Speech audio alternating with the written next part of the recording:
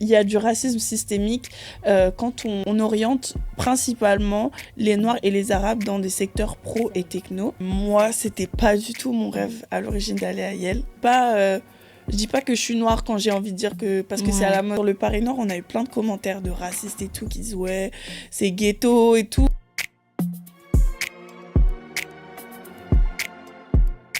Hi Kimia, c'est votre Gomili. Je suis super contente de vous retrouver aujourd'hui. Aujourd'hui, j'accueille quelqu'un de spécial qui vous racontera plein de choses très intéressantes. N'hésitez pas à commenter en même temps que vous regardez l'interview.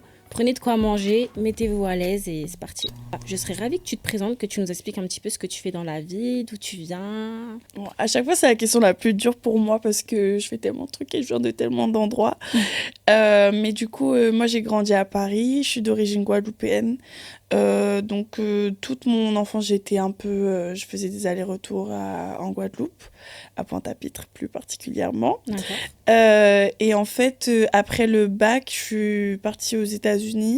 Donc, j'ai fait du volontariat là-bas pendant 6 mois. Ensuite, je suis partie à Dakar pendant 1 mois et demi, 2 mois. Et après, je suis retournée aux États-Unis pour mes études à Yale.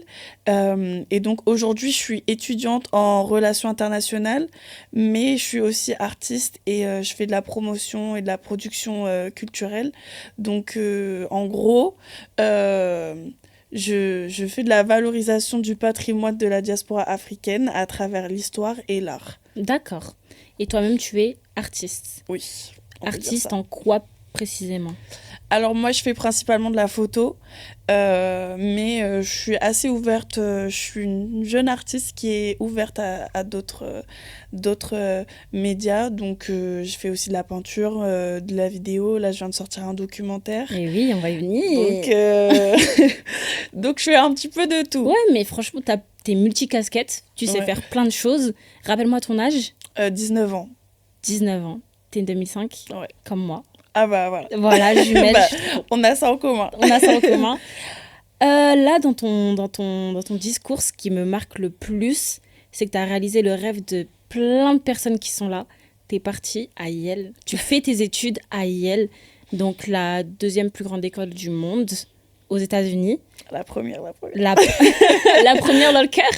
Voilà, donc c'est à New York, c'est ça ? C'est au nord de New York. Au nord de 2 heures de New York à New Haven. Ok. Moi, c'était pas du tout mon rêve à l'origine d'aller à Yale.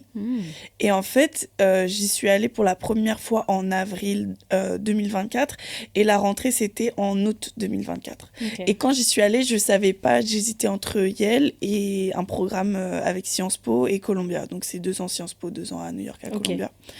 Et donc, c'était les 2 offres que j'avais eues qui étaient les meilleures. Et en fait, je suis allée là-bas et je suis allée à la Afro-American Cultural Center qu'on appelle la House. Et en fait, j'ai vu que tout le monde adorait Yale. Genre, je n'ai jamais... Quand je suis allée là-bas, tous les étudiants auxquels j'ai parlé adorent, adoraient et adorent encore Yale. Et même si moi, ça ne me donnait pas envie d'être dans une petite ville du Connecticut, etc. Pour moi, j'étais New York City, j'étais en mode Columbia et tout. Bah, en fait, j'ai vu l'amour que portaient les gens pour l'école et ça a vraiment changé la donne et j'ai décidé d'aller là-bas. Et quand je suis arrivée là-bas, je me rappelle, la veille, j'étais à New York dans mon endroit, mon petit spot secret et tout. J'ai snappé, j'étais en mode les gars, je veux pas y aller, j'ai peur. Et en fait, direct, c'est devenu la maison. Tu as créé l'exposition Le Paris Noir, le vernissage qui a eu lieu le 20 mai. Le 20 mai. Et où j'y étais, un très court instant d'ailleurs. J'ai pas vu le plus gros, j'ai raté la battle de danse et le talk. Mais du coup, cette exposition-là, tu as regroupé 10 artistes, c'est ça ? 12, ouais. Voilà.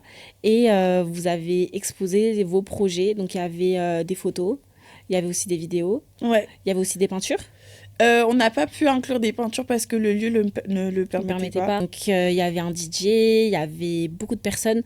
Tu m'as dit qu'il y avait plus de 500 personnes qui s'étaient réunies. Pour être safe, je vais dire 400. Ok. Mais faut qu'on revoie, on va faire du fact-checking. Oui. Mais il y avait au moins 400 personnes. Ouais. Alors qu'il y a combien de personnes qui vous suivent sur les réseaux ? Alors, quand on a commencé, il y avait 380 personnes qui nous suivaient. Ouais. Maintenant, on est à 700. Donc, merci à ceux qui nous suivent sur Culture by Palo. Mais c'est vrai que quand on a fait le vernissage, on était à 500. 500 personnes. Mais là, quand tu dis « nous », c'est qui nous? Parce que du coup, le projet, tu le fais pas seul. Ouais. En fait, à l'origine, Culture by Palo, c'est une plateforme que j'ai montée en mai 2023, quand je suis rentrée d'un de mes voyages aux États-Unis d'ailleurs. D'accord. Et en fait, j'ai dit à mes copines et tout, mais tous mes amis sont toujours inclus dans mes projets. Ça, faut savoir. Donc, j'ai dit à mes copines, ouais, je vais faire une expo et tout. Et il y en a 2 d'entre elles qui ont vu que, franchement, toutes seules, c'était chaud, quoi. Et elles sont grave pluguées, elles sont hyper talentueuses. Esther et Sarah. Ouais. Big up. Big up Esther et Sarah. Je voulais donner la petite introduction, tu vois. Ouais, donc, oui. retenez bien. Et en fait, elles ont vraiment pris le projet en main.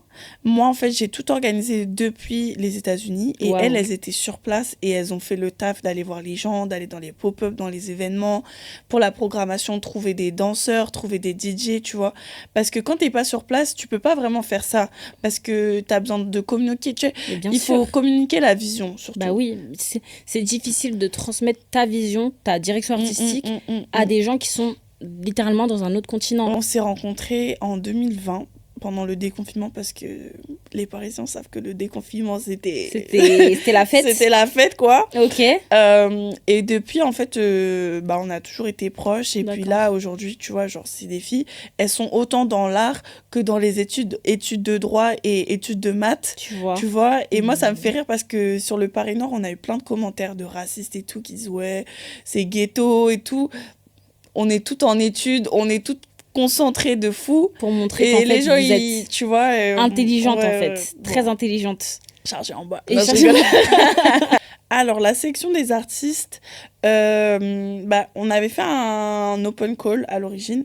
Un open call, ok. Donc, open call. Donc, en gros, on a fait un appel d'artistes sur Internet où il y avait un formulaire et les gens pouvaient envoyer leurs œuvres. Sauf qu'en fait, je pense que les gens n'avaient pas vraiment la vision. Parce que aujourd'hui, il y a beaucoup de projets qui sont mis en œuvre avec le terme noir, black. Mais c'est juste un prétexte pour être sur la trend. Alors que moi, justement, c'est vraiment le fond de mon sujet.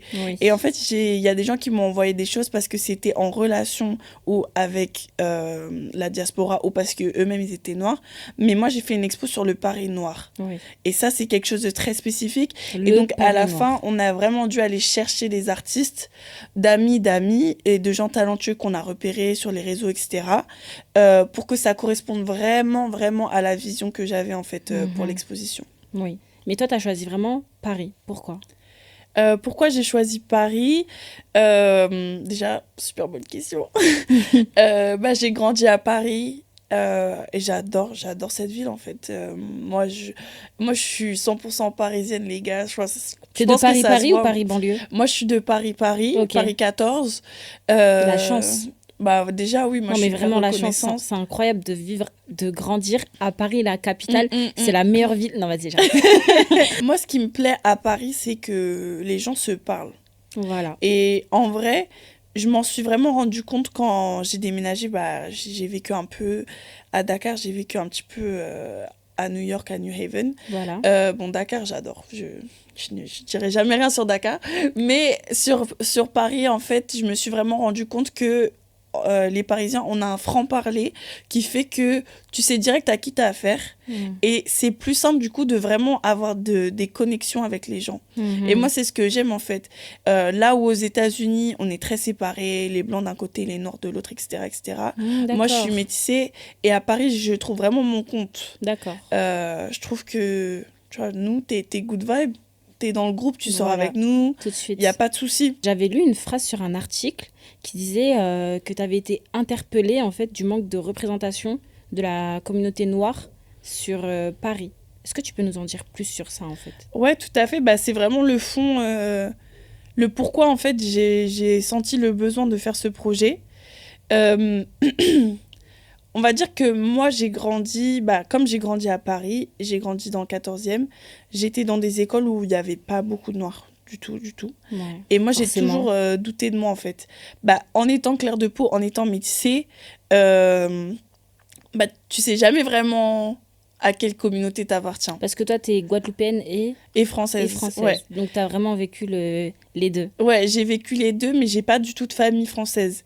Donc même si je suis hyper claire de peau, bah en fait, dans ma famille, mes origines, c'est vraiment purement afro-descendant, descendant d'esclaves. D'accord. Euh, Enfin, En toute la Guadeloupe, partie, on va dire vraiment européenne, je la connais pas du tout. D'accord. Et moi, j'ai vraiment grandi dans ça. Et j'ai vraiment eu ce conflit, on va dire, identitaire quand j'étais jeune. Mhm. Et c'est vraiment à travers l'engagement identitaire et culturel que j'ai su trouver ma place et que maintenant, je doute pas du tout de ce que qui je suis. tu Tu es, vois. de ce que... D'accord. Exactement, Ouais. ouais.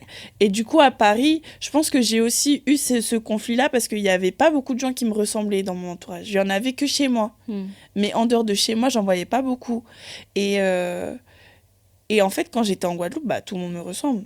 Et en fait, c'était compliqué pour moi parce que j'ai subi pas mal de racisme. Ça existe beaucoup dans le milieu de la scolarité. Je pense que Ouais, la ouais, scolarité ouais. française, il y a beaucoup de racisme banalisé où on va te dire de pas te victimiser, on va te dire que non, ce n'est pas Exactement. grave. Et là, je parle des choses du style toucher tes cheveux ou de faire des remarques sur le fait que tu bronzes pas, des choses comme ça. Bah, moi, personnellement, je l'ai vécu. J'ai vécu en campagne où il y avait encore moins. Ah ouais, là, c'est encore moins de noirs, mais c'est vrai que sur cet axe-là, moi, je te comprends. Ouais. Et toi, comment tu l'as vécu alors? Alors là, bon, on va partir sur la politique. Vas-y. On va dire que moi, j'étais à l'école publique, après j'étais à l'école privée.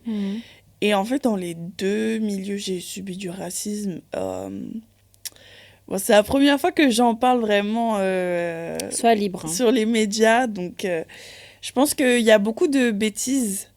Mais je pense que ça part vraiment beaucoup du fait que les gens ne connaissent pas. Moi, j'ai eu énormément de gens qui se moquaient de mes origines guadeloupéennes, qui me disaient « Ouais, est-ce que vous allez à l'école? Est-ce que vous parlez français? » etc. Et en fait, c'est juste que les gens ne connaissent pas. Bah oui. Et c'est pour ça que moi, j'ai vraiment pris cette mission d'éduquer les gens et d'apporter de la visibilité sur ces communautés-là. Parce que, en fait, je pense qu'en France, majoritairement, le racisme vient de l'ignorance. Moi, je connais pas de gens qui vivent, on va dire, dans des communautés très diverses, qui sont racistes, tu vois. En général, c'est rare. C'est vrai. Ou alors, eux, ils remarque sont aussi. Vraiment stupides. Mais la plupart des gens que j'ai rencontrés qui m'ont fait ces remarques-là, c'est parce qu'ils ne connaissent pas. Ils voient pas beaucoup. Et parce qu'ils pensent qu'ils savent.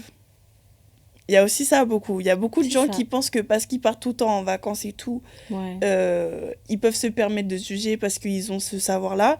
Alors que mon gars, si tu pars en vacances au Club Med, tu ne connais rien en fait. Non mais c'est ça, tu vois. Non mais c'est vrai. T'es allé en Guadeloupe, t'es allé à l'hôtel, ok, point. C'est tout. Moi quand je vais en Guadeloupe, je ne vais pas à l'hôtel en fait. Et au final, ça veut pas dire que les gens sont méchants. C'est juste que ils sont pas éduqués. Et je pense que ça passe aussi beaucoup par le programme scolaire qui n'apporte pas vraiment, à mon humble avis, qui ne rend pas justice à tous les acteurs de l'histoire française. Parce que, par exemple, je trouve qu'on parle pas du tout assez de l'esclavage. Ou pas bien. Ou pas bien, exactement. Enfin, on parle de l'esclavage, on donne aucun détail, aucune date. Genre, c'est un peu bizarre, vague. Quoi. Alors que tous les autres événements de l'histoire, bah, on a vraiment des faits précis avec qui a fait quoi. Moi, je connais pas le nom d'un maître d'esclaves, alors qu'il y en a eu des milliers. C'est vrai. Et que c'est documenté, parce qu'ils ont fait beaucoup de commerce. Donc, tout ça, c'est documenté, en fait. Et du coup, je pense que si on rendait plus justice à la partie noire et africaine de l'histoire dans le programme français, il y aurait beaucoup moins de racisme ordinaire, en fait. Parce que les gens, ils seraient ils savent pourquoi on est là, en fait. Exactement. Parce qu'on a notre place en France. Oui, c'est vrai. Moi, je suis 100% française. Et je leur dis souvent, toi, t'es peut-être mélange Europe, espagnol, je sais pas quoi. Moi, je suis 100% française. Bah oui, la Guadeloupe, c'est la France. Donc... Les gens, ils oublient très, très, très, très, très souvent. Mais alors, comment tu l'as vécu, toi, en tant que jeune Paloma ? Ah, c'est vraiment la première fois que je parle de ça. Mais t'inquiète, c'est pas grave. Mais c'était pas facile parce qu'en fait, tu dois prouver des deux côtés, en fait. Tu dois prouver, enfin, même des trois côtés. Je devais prouver du côté franco-français blanc que, voilà, j'avais ma place ici. Je devais prouver du côté, les communautés noires en France, à Paris, qui sont souvent d'origine africaine. Et moi, je suis d'origine antillaise, donc c'est pas vraiment les mêmes cultures. Et derrière, je devais prouver, même en Guadeloupe, que en fait, j'étais guadeloupéenne et il y a pas de doute en fait. Donc ça a été compliqué. Mais je pense que pour ça, les gens ont compris parce que je dis que je viens toujours de tous ces endroits-là. C'est pour ça qu'au début, je t'ai dit, dire d'où je viens, c'est un peu dur pour moi parce que je viens de partout en fait. Il y a beaucoup de facettes à mon identité. Et je pense que vraiment cet engagement-là, ces projets artistiques, ces projets politiques et éducatifs, ça a permis aux gens de comprendre mon combat et comprendre qu'en fait j'étais solide sur mes positions et que derrière il n'y a pas de doute en fait. Je dis pas que je suis noire quand j'ai envie de dire que parce que c'est à la mode. Ouais, exactement. C'est vrai. Et en fait, être au contact des gens, parler aux gens, moi je parle à tout le monde.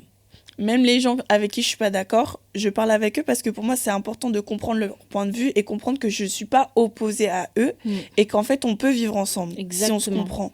Et je pense qu'à force de répéter, les gens comprennent que quand tu es solide sur tes convictions, quand tu as des principes qui vont pas bouger, peu importe avec qui tu es juste toi-même. Et donc, en parlant de projet, là, on a parlé du Paris Noir, mais à peine hier... là, boum, il y a un nouveau projet qui est sorti, documentaire au Connecticut. Lighthouse Lens Festival, Film Festival. Ok, ce projet, je l'adore de mon cœur entier. The Paris We Own. The Paris We Own, ouais. Ça veut dire le Paris qui nous appartient. Voilà. Donc le nous, on va pas vous faire un dessin. C'est vraiment la communauté afrodescendante. Et quand je dis afrodescendant, je compte aussi bien les Noirs que les Arabes, que les Antillais, enfin les Africains, les Antillais, c'est noté, c'est tout. Vrai, oui. Donc en fait, à travers ce documentaire de 10 minutes, j'ai donné la parole à mes amis. Je voulais vraiment créer une intimité, une proximité avec les gens que j'interviewais. Donc j'essaye pas de dire l'histoire de tout le monde, mais je pense que c'est encore plus fort en fait de dire l'histoire de 2-3 personnes et que les gens se voient dedans. Donc l'idée c'était vraiment de représenter le Paris dans lequel moi j'ai grandi avec cette communauté-là et de montrer qu'en fait on a notre place ici mais qu'il y a aussi beaucoup de défis. Donc principalement à travers ce documentaire et même en dehors du documentaire, moi je me suis penchée sur vraiment 2 aspects des problématiques auxquelles on fait face. La première c'est le passage du collège au lycée. Donc je veux vraiment dire qu'il y a du racisme systémique quand on oriente principalement les Noirs et les Arabes dans des secteurs pro et techno. Bien que ces secteurs-là, pour moi, ils sont très bien, il y a rien à dire. Mais si tu sais pas ce que tu veux faire dans la vie, t'as rien à faire là-bas. Là-bas, exactement. Genre, si tu sais pas si t'aimes pas, par exemple, la menuiserie, pourquoi t'es envoyé en bac pro de menuisier, tu vois? Exactement. Et pareil, tu vois, genre, si t'es pas dans le management et tout, si t'es plus artiste, pourquoi tu vas aller en STMG? Et moi, je trouve que c'est des filières qui sont très bien si t'as un projet défini. Sauf qu'en fait, on voit, et je suis en train de faire des recherches dessus, donc je pourrais pas directement vous donner des données, mais ça arrive. On voit en fait qu'à la fin, ça fait une grosse différence salariale et dans le monde du travail.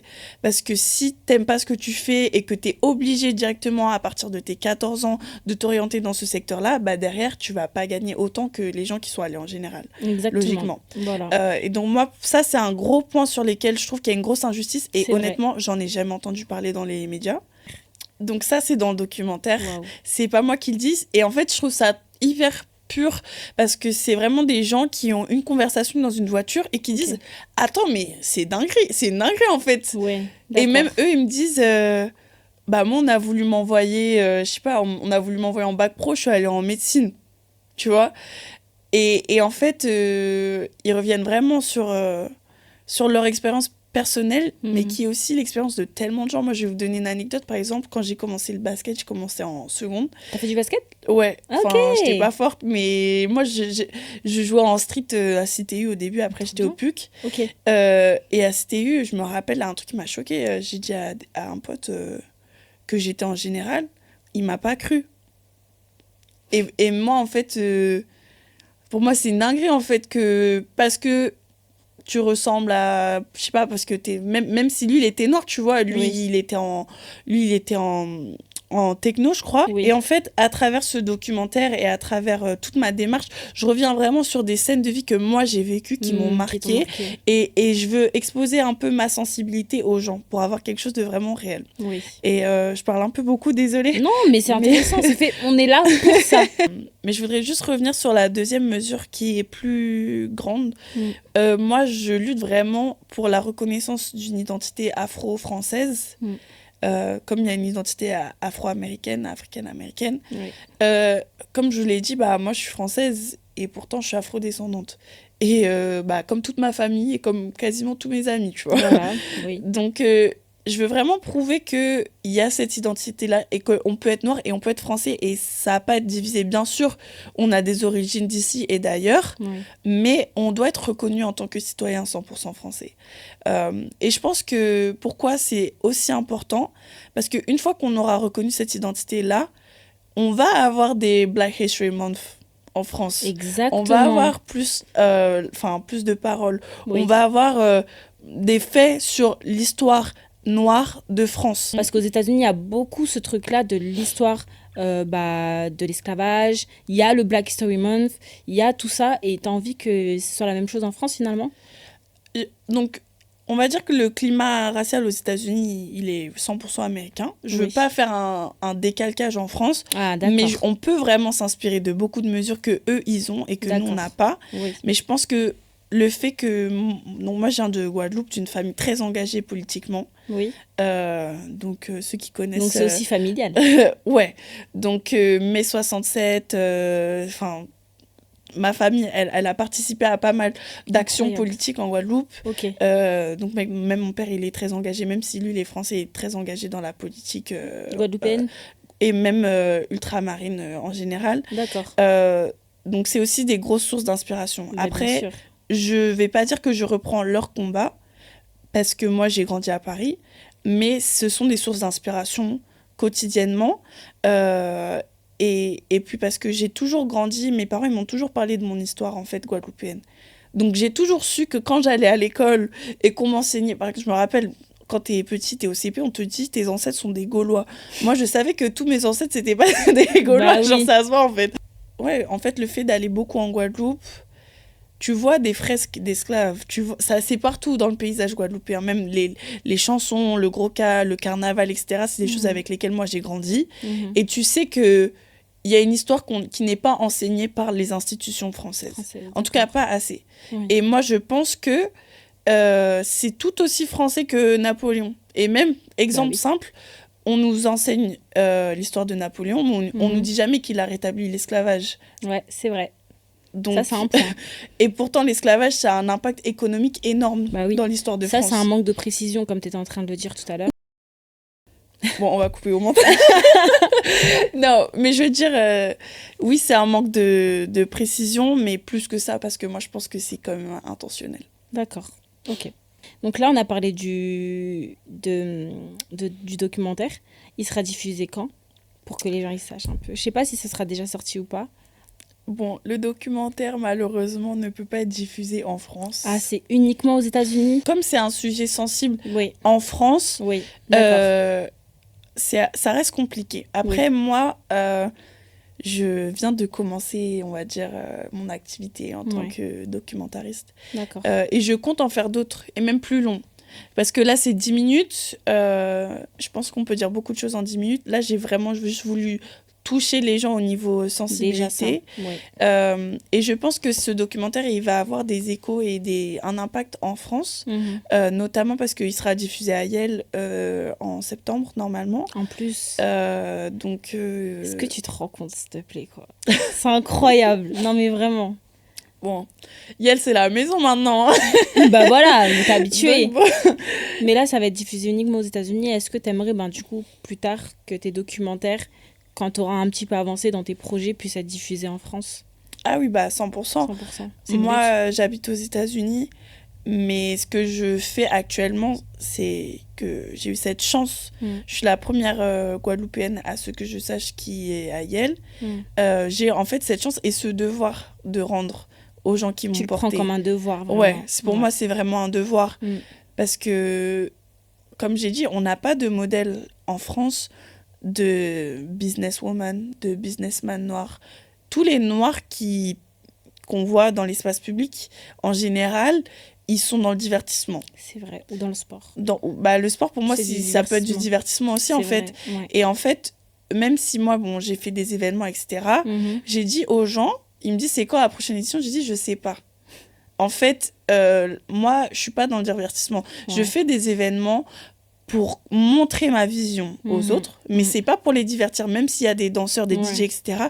Pour moi, c'est une manière de juste ramener tout ce qui fait notre culture ensemble. Oui. Mais je ne reposerai jamais sur combien de personnes vont venir à mon événement, combien de personnes vont s'amuser. Moi, même si c'est 3 personnes qui comprennent la vision, j'ai déjà relevé mon défi, en fait. D'accord. Donc, en fait, tu as envie que ça reste très sérieux, que les gens ne se perdent pas dans un truc où ils se disent que, en fait...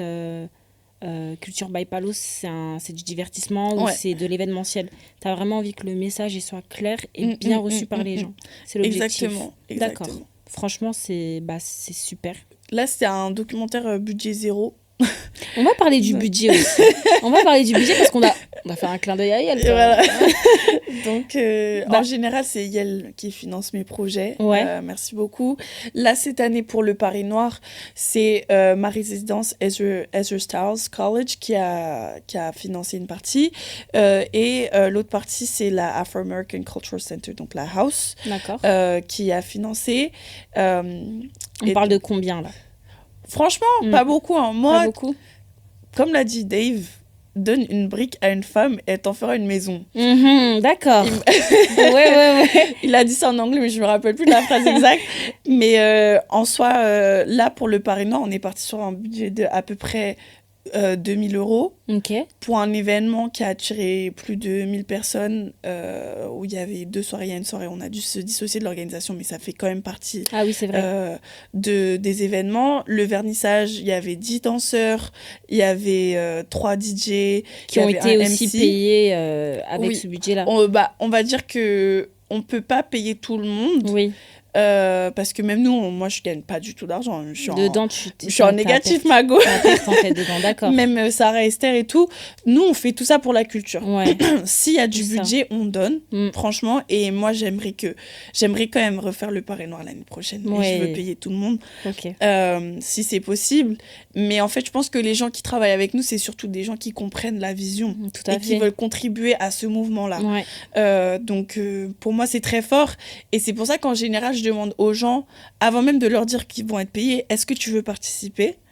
Et s'ils me disent oui sans avoir l'argent en tête, ça veut dire qu'ils ont compris le message. Exactement. Et pour moi, c'est important de travailler avec des gens qui comprennent le message. Sachant que le Paris Noir, c'est un événement qui est gratuit, à entrée gratuite. Ouais. Donc, vous ne faites pas de l'argent avec les entrées. C'est vraiment une entrée libre en plus de ça. Franchement, il n'y a personne qui paye, les artistes ne payent pas. C'est-à-dire que les artistes, ils font leurs photos, ils m'envoient la photo et moi, je paye l'impression. S'il y a des gens qui veulent investir ou juste faire de la charité, même 50 €, 100 €, en fait, ça paye. Hein. Voilà. Bah oui, ne pensez pas, hein, ça paye le DJ. Est-ce qu'il y a une cagnotte quelque part, un PayPal? Il y aura. Franchement, moi, je suis assez réactive. Vous pouvez me contacter sur Culture by Palo. Il y a des partenariats au niveau de la com. Nous, Paris Next Door nous a aidés. Le Centre Pompidou nous a mis gratuitement dans leur newsletter. Donc, déjà, j'étais là en mode, merci le Centre Pompidou. Exactement. Le Point Éphémère, c'est un gros sponsor pour nous parce qu'en fait, ils nous ont pas du tout fait payer. D'ailleurs, gros big up au Point Éphémère. D'ailleurs, c'est magnifique. C'était sur le quai de Seine, c'est vraiment incroyable. Vraiment. Ils nous ont beaucoup encadré, même dans l'installation, la com, la scénographie. Alors qu'en gros, ils sont pas obligés de faire tout ça. Hein. Non. Moi aussi, la manière dont je fonctionne, comme j'ai cette opportunité de voyager beaucoup et que je rencontre des gens tous les jours qui sont incroyables, si vous avez un projet, dites-moi, parlez-moi de votre projet et dès que je vois un truc qui pourrait vous intéresser, je vous envoie. Franchement, n'hésitez pas à contacter Palo pour ça dans ce cas-là.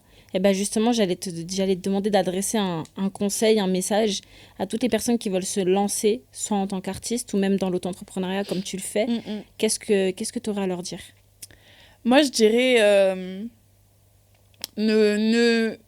c'est des trucs bateaux, mais c'est des trucs que j'ai compris aussi avec l'expérience. Ne vous sous-estimez pas. Quand vous arrivez dans un endroit, en général, quand on arrive dans un environnement qu'on ne connaît pas, on a tendance à penser qu'on n'a pas notre place ici. Je vous dis, observez, comprenez, analysez et vous allez voir qu'en fait, vous avez 100% votre place. Prenez votre temps et puis après, passez à l'action. Et passez à l'action, prenez des initiatives. Je trouve qu'aujourd'hui, dans l'environnement parisien, on n'investit pas assez dans les jeunes. C'est pour ça que moi, je suis partie. Mais en fait, les vieux vous donneront raison. Vous allez voir. Et ensuite, osez. Moi, franchement, il y a tellement de gens... Ok, il n'y a pas beaucoup de Français à Yale parce que les Français n'osent pas postuler à Yale. Voilà, c'est ça en fait. Ça m'a beaucoup inspirée. T'es vraiment très inspirante, c'était hyper intéressant et j'espère qu'on aura l'occasion de se revoir peut-être pour un prochain épisode 2, pour qu'on discute plus. N'hésitez pas à poser toutes vos questions à Paloma, que ce soit en privé ou même dans les commentaires, partout, pour qu'elle puisse vous répondre. Mon Insta. Exactement, Instagram, les réseaux sociaux, tout sera là. Merci en tout cas d'avoir suivi cette interview jusqu'à la fin. J'espère que cet épisode plus axé culture, il vous aura plu. Parce que oui, sur Kimia, on peut faire de la mode, mais il faut aussi de la culture.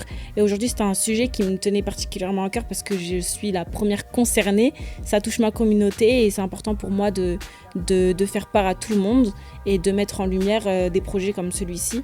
Donc je te souhaite vraiment déjà que le meilleur. Merci. Et j'ai hâte de voir la suite. N'hésitez pas à la suivre sur tous ses réseaux. Suivez aussi Culture by Palo. Tout sera écrit en barre de description. Pour Kimia, vous pouvez nous suivre sur YouTube. Ici, c'est très important, activez la cloche sur TikTok et sur Instagram.